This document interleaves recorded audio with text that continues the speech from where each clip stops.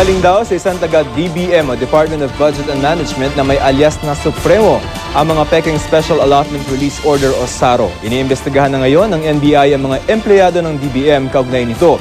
Paniniguro naman ni Budget Secretary Butch Abad, wala ni isang kusing mula sa Kabanang Bayan ang nailabas gamit ang mga peking SARO. May report si Sherian Torres.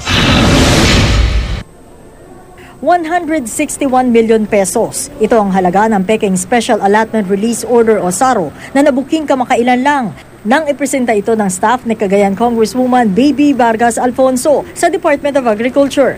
Giit ng opisina ng kongresista, hindi nila alam na peke ang SARO. Sa ngayon ay nakikipagtulungan sila sa National Bureau of Investigation o NBI para siyasatin ang bagong modus para makakamal ng pondo ng bayan. Sa sariling pag-iimbestiga ni House Speaker Feliciano Belmonte, natuntun niyang ang peking SARO na napunta kay Congresswoman Vargas Alfonso mula sa isang nagngangalang Emmanuel Raza, ang Political Affairs Assistant Staff ni Zamboanga Congresswoman Lilia Macrojon Nuño.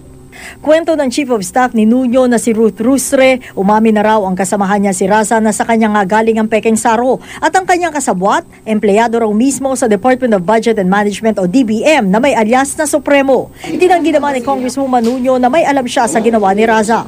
Hindi lang siya because where does the SARO come from? When you say hindi lang siya, could be from the DBM, from other congressmen? Yes, or staff from other congressmen also. Ang SARO ay dokumentong inilalabas ng DBM para bigyang otoridad ang isang ahensya ng gobyerno na gastusin ng pera. 12 peking SARO na nagkakahalaga ng lampas 800 million pesos ang iniimbestigahan ngayon ng NBI. Ipinakita sa amin ng DBM kanina ang isa sa mga ito. Ayon kay DBM Secretary Butch Abad, may mga sindikatong kumukolekta ng mga peking SARO sa kaibebenta sa iba't ibang munisipalidad. Pero natanggap namin ito that it's a fake? October 20. Kasi nasa amin pa yung unsigned ang released SARO eh. Pero paglilinaw ni Abad, wala ni isang kusing mula sa Kabanang Bayan ang nailabas gamit ang mga peking SAROng ito. Mahaba at mabusisi raw kasi ang proseso. Mula DBM, diretso ang SARO sa Implementing Agency o sa LGU. Gagawa sila ng Memorandum of Agreement at saka ipapabid out sa mga kongresista ang proyekto. Lahat ng dokumento kaugnay sa proyekto, kabilang na ang orihinal na SARO, ibabalik sa DBM. Saka maglalabas ang ahensya ng Notice of Cash Allocation.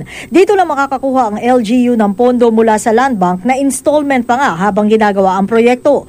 Ayon kay Abad, malamang daw ay ginagamit ang peking SARO para makahuthot ng pera sa mga mayor at iba pang lokal na opisyal. Kumbaga, sila ang nagsisilbing fixer ng proyekto. Hihinga ng pera na sasabihin, kami bahalang magsiguro na Marilis yan. Oh. Iniimbestigahan na rin ng NBI ang mga empleyado ng DBM na posibleng sangkot sa modus na ito.